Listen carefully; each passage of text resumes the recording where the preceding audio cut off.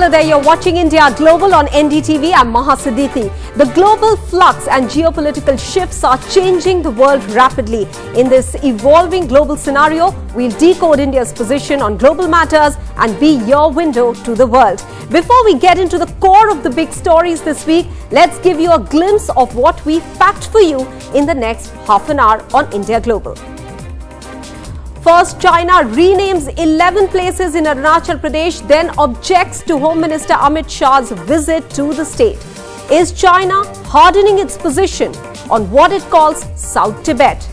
India rejects China's attempts of invented names, but how can New Delhi arrest the dragon's worrying moves along the LAC? That's the bottom line this week.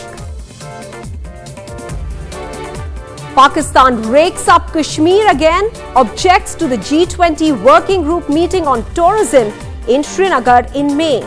India's response: Kashmir is an inalienable part of India. After a meeting in Arunachal Pradesh's Itanagar, now one in Kashmir, India's move sends out a message to the neighbors, loud and clear. Ukrainian Deputy Foreign Minister comes calling with a message that President Zelensky wants to participate in the September G20 summit under India's presidency.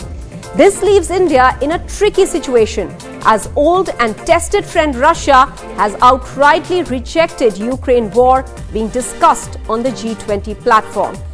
As Russia, with the backing of China, hardens its position, will India be able to get a consensus going?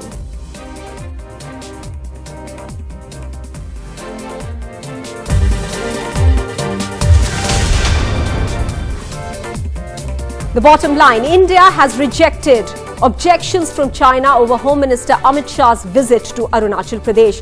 It said such objections do not change the ground reality, which is that Arunachal Pradesh was, is and will remain an integral and inalienable part of India.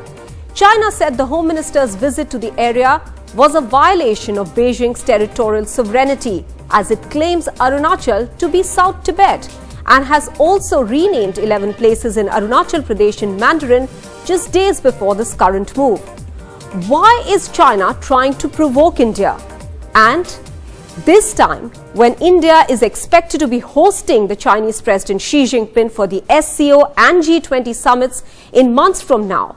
More in this report. माननीय केंद्रीय गृह मंत्री महोदय जी से निवेदन करते हैं, कृपया अपने कर कमलों से रिमोट का बटन दबाकर वाइब्रेंट विलेज प्रोग्राम का शुभारंभ करें।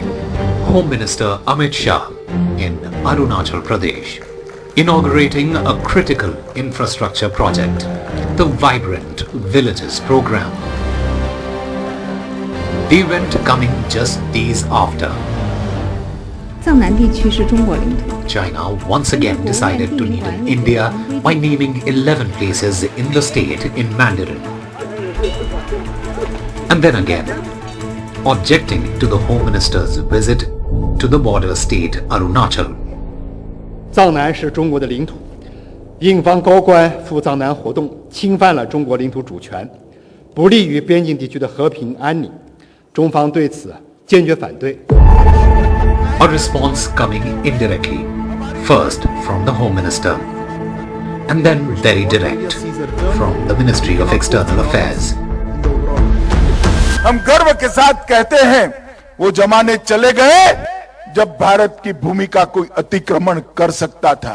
आज 100 की सुई की नोक जितनी भूमि का भी अतिक्रमण कोई नहीं कर सकता, क्योंकि आईटीबीपी और भारतीय सेना यहां पर उपस्थित है। The objection is beyond reason. Such objections will not change ground reality. Senior leaders visit Arunachal like any other state in India. Arunachal is, was and will remain an inalienable part of India. Even as the friction in eastern Ladakh continues for the third consecutive year now, China simultaneously tried opening up another front in the eastern sector on the line of actual control in Arunachal Pradesh.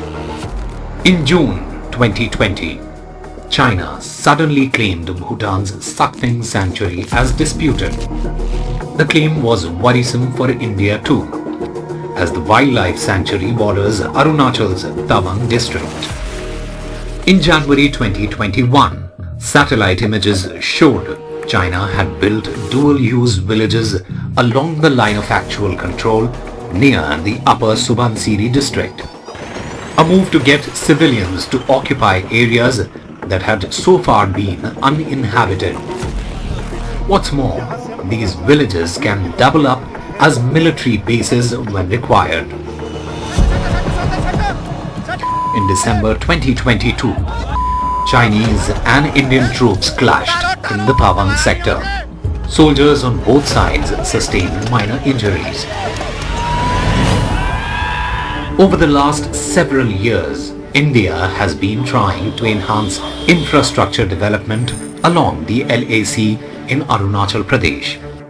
In January this year, Defence Minister Rajnath Singh dedicated 28 infrastructure projects of Border Roads Organization worth over 700 crores to the nation. From Siom Bridge on along Rinkyong Road in Arunachal Pradesh. Out of the 22 bridges under the project, there are 5 earmarked for Arunachal Pradesh. The upping of connectivity on the Indian side, as per experts, is perceived by Beijing as a threat. Though ironically, Beijing itself has been engaged in rapid infrastructure development along the LAC. So what do experts believe? How should India be tackling China? Let me bring in Lobsang Sangye. He's the former president, that's Sikyong, of the Tibetan government in exile. Many thanks, Dr. Sangye, for speaking with NDTV. My first question is with regards to the renaming of places in Arunachal Pradesh that China has undertaken. It's done so before in 2017 and in 2021. Why do you think this time around they've undertaken the same exercise again?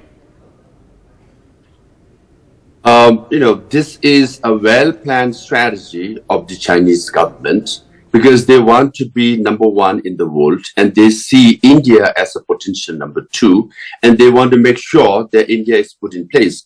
And I have been on the record that if there is a war between India and China, it won't be most likely not in Doklam or in Galwan, but in Arunachal Pradesh because they are better prepared. They have better infrastructure. They have a military airfield. There's a military township across Arunachal Pradesh in Tibet, and also railway line connecting from China to Lhasa to Arunachal, border of Arunachal Pradesh. So that's why this is a way to they're not renaming, but they're rather reviving the old traditional names of all these places, and thereby making a legal case. If they have to go to the International Court of Justice to say that, look, we have a track record of all the tax records, administrative records to show that these are the places that belong to Tibet. Now, India calls Tibet an autonomous region of China, thereby giving them the legitimacy. So if Tibet is part of China, as per India, then these areas belong to Tibet and hence belong to China. That is their claim. And in 1914, as per the similar agreement, we made it very clear that through the demarcation, Megmon line was drawn, and this area, which China claims to be part of China now, actually we ceded to India. So it is, the area that belongs to India, but similar agreement was signed by Tibet. Now, Indian government has to recognize. Dr. Sangye, are you suggesting then that this is a clear means that China is using to create new realities on the ground and hoping that they can legitimize it later on? Oh yes, I think they are reclaiming this based on Tibetan documents, right? So they are setting a precedent now.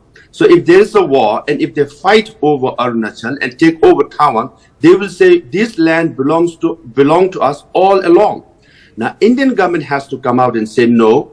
Similar agreement was signed and this territory was ceded by the government of Tibet to India. To do that, now government of India must give some recognition to Central Tibet administration as a legal entity which reflects and represents Tibetan people, so they can be spokesperson on Tibet and Tibetan people. Dr. Sangay, you've often warned India of the 5 fingers of Tibet strategy of China. Do you believe that they are actually trying to execute this strategy? Oh yes, they've been doing it since 1950s. 1962 war in Arunachal, and then 1967 war attempted in Sikkim area. Now all the 5 fingers, Nepal is under pressure, Ladakh is under pressure, Bhutan is under pressure, Sikkim is under pressure, increasingly so, Arunachal Pradesh is under pressure. So 5 fingers is not only their strategy, it's in full implementation. And then of the naming of all the places, the first area, right, Pangchen, that, borders Chona in Tibet Autonomous Region, right, and that is in close proximity to Bhutan. So thereby, renaming Tibetan name Pangchen, definitely, Doklam and Bhutan is also made into a case. So, Dr. Sangay, then that brings me to my next question. Then is it very intrinsically linked, the moves that we've seen recently, to the China-Bhutan boundary talks that are on and which look on track at the moment and could be worrisome for India in the context of what you just mentioned, Doklam? Absolutely. Bhutan is clearly under pressure. I'm sure this carrot and stick approach is going on as far as Bhutan is concerned. And, given the pressure, now they have to deal with, China. And then if China is brought into the equation, what happens is that they will be dealing on the basis of Tibetan documents, Bhutan, right? And then Chinese government will say, now, Bhutan has set a precedent and recognized the old Tibetan names of these places. Similarly, the renaming of these places in Arunachal Pradesh should be valid. So that is their strategy. Let's move on now, and Beijing's aggression continues towards Taiwan as well. Now, China's 3-day military drills, dubbed the Joint Sword, saw warships and fighter jets simulate targeted strikes on self-ruled Taiwan. This was in response to the island's president meeting the US House Speaker. China launched its drills on last Saturday after warning of a furious response if Taiwan's president Tsai Ing-wen met with US House Speaker Kevin McCarthy the week before in the United States. Well, the meeting went ahead in California on the 5th of April when Tsai was on her way back to Taipei from a trip to 2 of Taiwan's Latin American allies. And so started Beijing's jets and ships carrying out training exercises around Taiwan from all sides, especially the east, which it hadn't done earlier ever. Past exercises aimed at Taiwan were from mainland China, that is from the western side. The exercises appear designed to flex Beijing's military muscle in front of Taiwan, United States and the world. The drills culminated on Monday with simulated attacks using fighter jets carrying out live ammunition and a sealing off of Taiwan in maritime drills. They involved China's Shandong aircraft carrier, one of the 2 in its fleet, which had sailed through Taiwan's southeastern waters to the western Pacific hours before Tsai met McCarthy.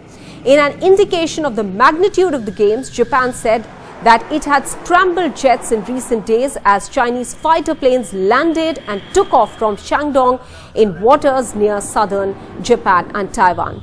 Tsai responded to China's drills by pledging to continue working with the United States in the face of Chinese aggression.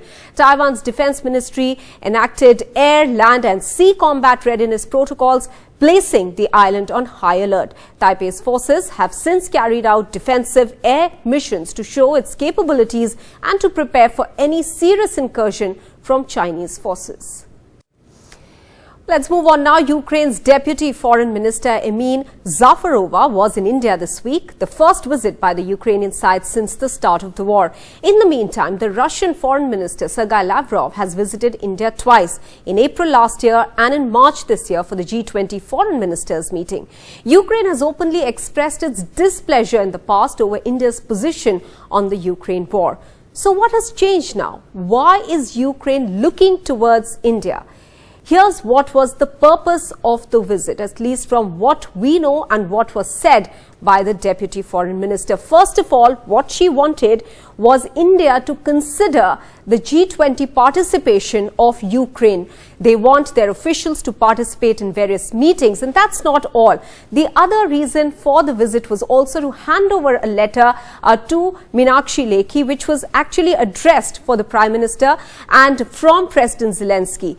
The letter, the contents of which have not been revealed. However, we do know that a request has been made for President Zelensky to be able to address the G20 summit, and that's certainly going to be something that's tricky for India. Meanwhile, they also want a symbolic visit of the Prime Minister and the NSA, Ajit Doval. In fact, it was pretty much announced by the Deputy Foreign Minister, Emin Zafarova, that Ajit Doval will be travelling to Ukraine. And they are also looking at more humanitarian aid, including medicines and medical supplies from India. Now, interestingly, Emin Zafarova drew parallels between Ukraine's invasion by neighbor Russia to India's difficult neighborhood with Pakistan on the one side and China on the other. She said the annexation of Crimea was a lesson for India to recognize the dangers of not stopping impunity at the right time. She met senior Ministry of External Affairs officials, the Deputy NSA Vikram Misri, and also Meenakshi Lekhi, the Minister of State in the Ministry of External Affairs, to whom she handed over a letter from President Zelensky to Prime Minister Modi.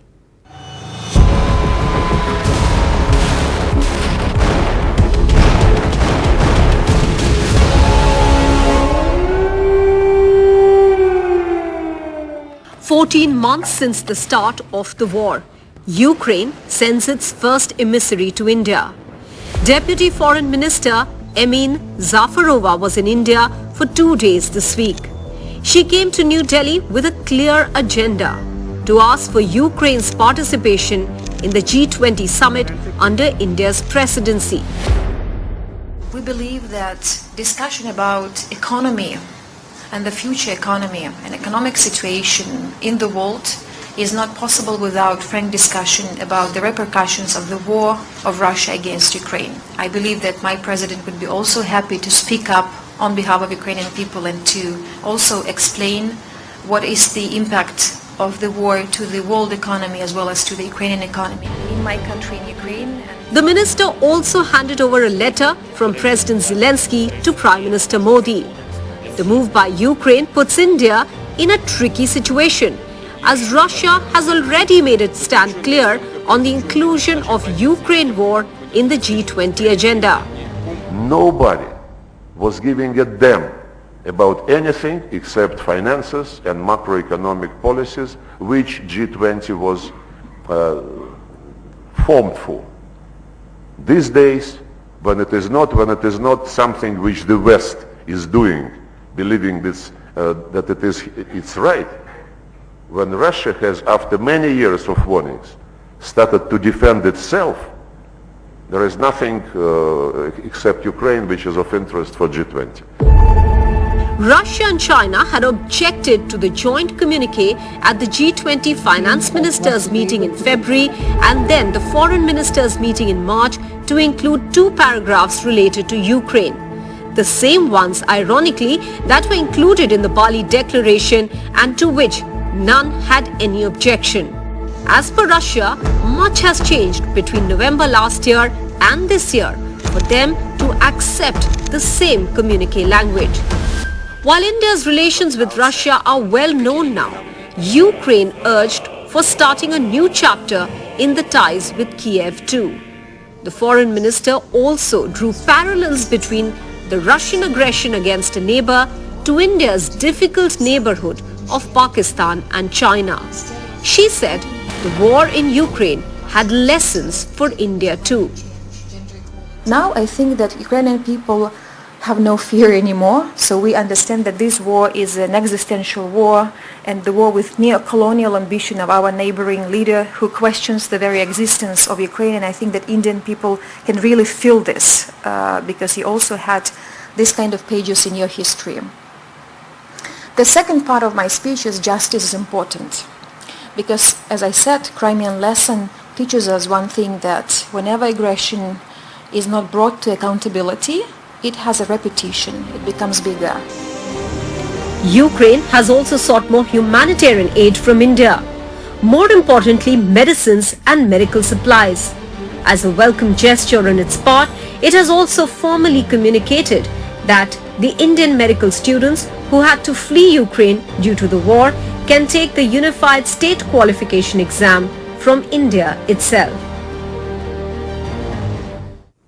Well, let's now take a look at how Ukraine's tone on India has changed over the last 1 year. Earlier, Kyiv was critical of India for not condemning Russia, and the Ukrainian foreign minister had in fact slammed India as well for buying Russian oil and not condemning Russia in the terms that they wanted to. The Ukrainian foreign minister had said importing cheap Russian oil was morally inappropriate. Ukraine had accused India of bankrolling Russian war machine. But now, Ukraine seems to have changed its tone. India saw the first visit by the Ukrainian side since the start of the war. The deputy foreign minister visited India on over 2 days of a visit over here. Ukraine is not in a position to instruct India, were the clear words that were used by the deputy foreign minister. And she also called India a Vishwaguru, saying that India should play a bigger role and try to bring some sort of a resolution in ending this war in Ukraine. Also saying that all this perhaps looking like a departure from what the foreign minister had said. However, she didn't comment on that. The Russian deputy foreign minister called for a deeper relationship with India as well. This has been the change in the tonality of, or the tone rather, of Ukraine towards India, perhaps looking at some sort of participation in the G20 summit.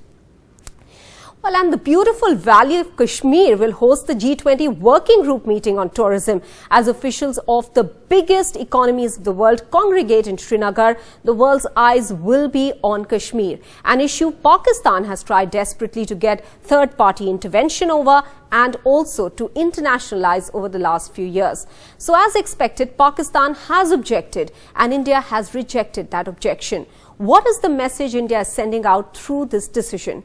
Nazir Masoodi reports from Srinagar.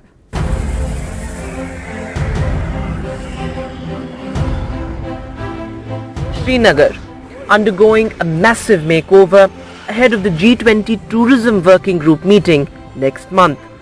The first major international event hosted in Kashmir post the revocation of the region's special constitutional status in 2019.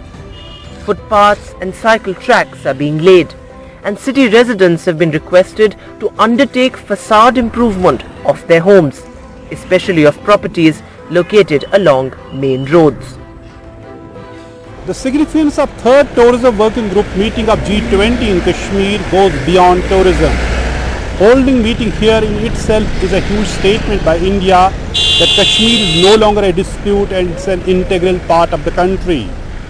Meeting of world's most powerful club may well be seen as an endorsement of India's stay. Preparations are underway in full swing. As you see, Srinagar is right now preparing itself for welcoming the G20 delegates. We don't see Kashmir through the prism of the conflict, militancy. It has much more to offer, and perhaps this event would be time to show that. This is a great opportunity, like I said, for everybody to come here, and I would like to take this occasion through you to invite almost everybody in the rest of the country. We've had great participation from domestic tourists in the rest of the country who have come last year, like I said, in record-breaking numbers. We see this as a great opportunity to showcase J&K to the world. Pakistan has opposed the move to hold a G20 meeting in Jammu and Kashmir. While China has backed Pakistan's sentiment, India has dismissed Pakistan and China's objections. ये जो G20 के जो events हो रहे हैं, ये जो meetings हो रही हैं, ये पूरे भारत में और मतलब भारत के हर क्षेत्र में हो रही हैं, ऑर्गेनाइज की जा रही हैं, और इसमें जम्मू एंड कश्मीर में और लद्दाख में करना बहुत नेचुरल है, और क्योंकि ये जगह हम हमेशा से भारत के अभिन्न और अविभाज्य अंग मानते हैं और हमारे हैं. On Thursday, Home Minister Amit Shah held a meeting with top officials to review arrangements and asked all agencies to work in a coordinated manner. After revocation of Article 370, central government organized multiple visits of foreign diplomats to the valley as an attempt to change perceptions about situation in Kashmir.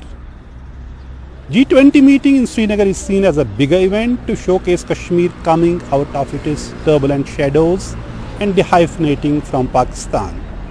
The question is, will all the member countries attend the meeting? In Srinagar, Nazir Masoodi for NDTV. Well, that's it this week on India Global. See you again next Friday with a deep dive of India's engagement with the world. Till then, bye-bye.